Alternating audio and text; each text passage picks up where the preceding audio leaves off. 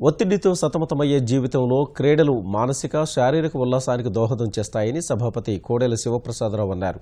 గుంటూరు జిల్లా నరసరావుపేటలో జాతీయ స్థాయి ఖేలో ఇండియా ఆటల పోటీలు ఆయన ఉపసభాపతి మండలి బుద్ధప్రసాద్తో కలిసి లాంఛనంగా ప్రారంభించారు.